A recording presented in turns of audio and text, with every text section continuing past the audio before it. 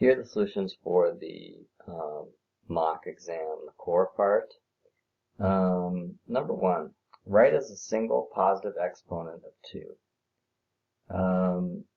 What's weird about this problem is that both 8 and 4 are different bases. They're not bases in 2. But we do know that 8 and 4 both can be expressed as exponents with bases in 2. So what if we did that first? So, oops. So first I'm going to express 8 as a base of 2. So we're going to say 2 to the third, which is 8, right? Let me make the pen a little thin.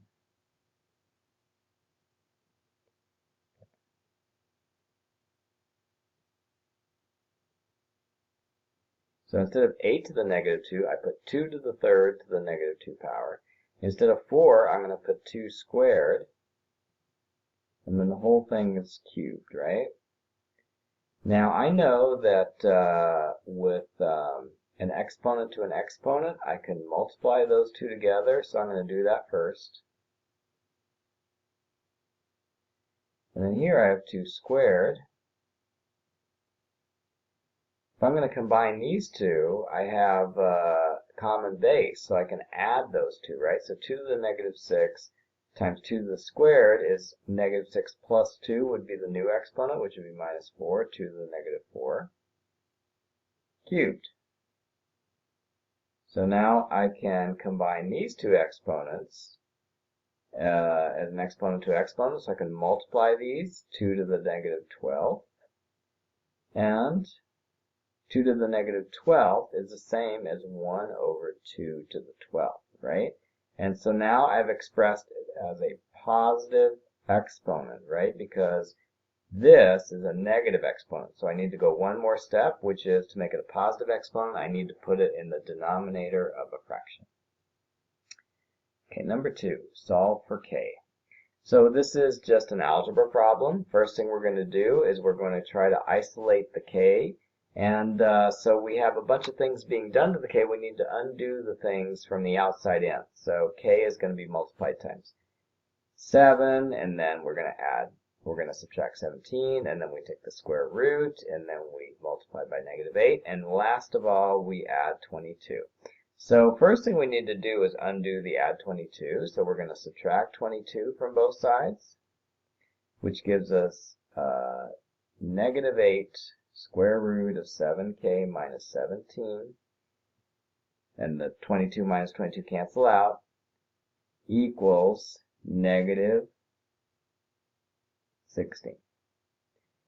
Next thing we need to do is we need to get rid of the negative 8. So instead of multiplying by negative 8, we're going to divide by negative 8. We'll divide both sides by negative 8.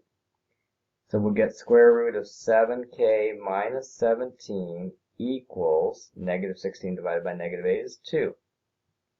Now we need to get rid of the square root sign, so we're going to square both sides. So we square the left side, we square the right side, so we're going to get 7k minus 17 equals 2 squared, okay, which is also 4, right? Now I need to get rid of the minus 17, so I'm going to add 17 to both sides. I'm going to get 7k equals 21. Now I need to get rid of the 7. It's a multiply by 7, so I undo it by dividing by 7. I'm going to get k equals 3 is the answer. Number 3, write as a single positive exponent of 2. This looks a little bit easier than the last one because now they're already in bases of 2. First of all, we have exponent with base 2 divided by an exponent of base 2. We can use the division rule. So we're going to take the exponents, we're going to subtract them, right? So this is equal to 2 to the negative 2 squared. And now I have an exponent to an exponent, so I can multiply those bases, and I get 2 to the negative 4. Now I need to write as a positive exponent, so I just invert it. Okay? Last one. sketch the parent function, then the function below. Specify the domain and range of the function below. So here, the parent function is going to be the cube root function. So the first thing we're going to draw is the cube root function. Remember, the cube root function looks like this. It's -8, -2, -1, -1, 0, 0, 1, 1, 8, 2, right?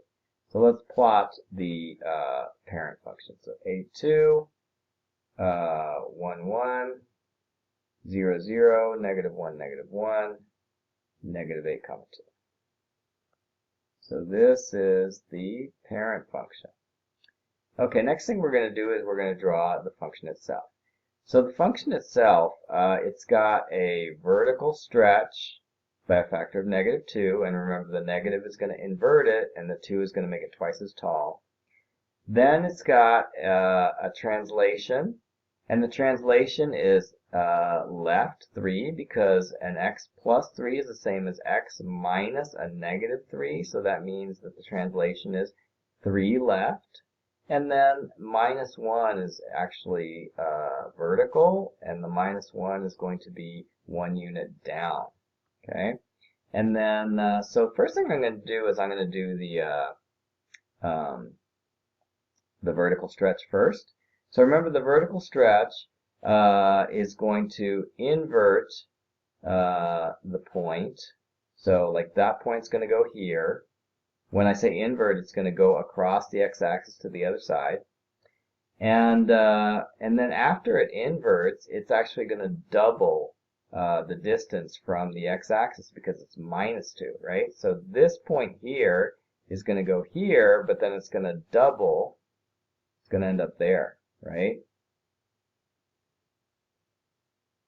0, 0, of course, stays exactly where it is because it's already on the x-axis. If it's on the x-axis, it's not going to get farther away from the x-axis because 2 times 0 is still 0.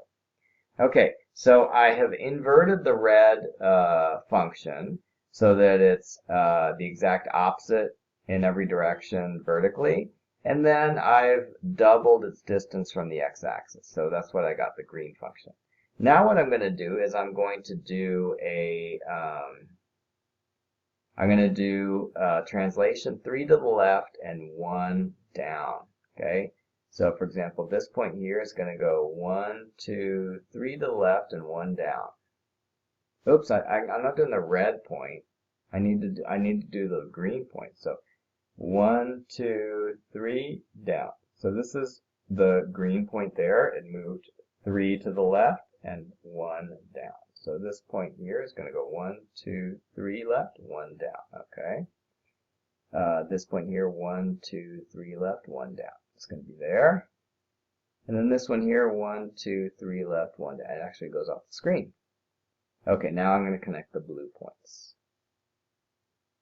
Oh, I didn't do this one. 1, 2, 3, 1 down.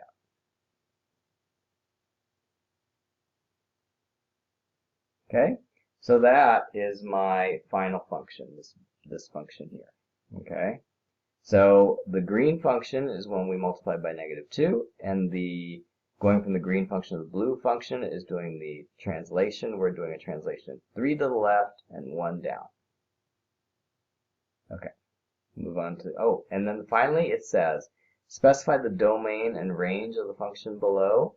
So let's see, for the blue function, the domain, it goes on forever in both directions.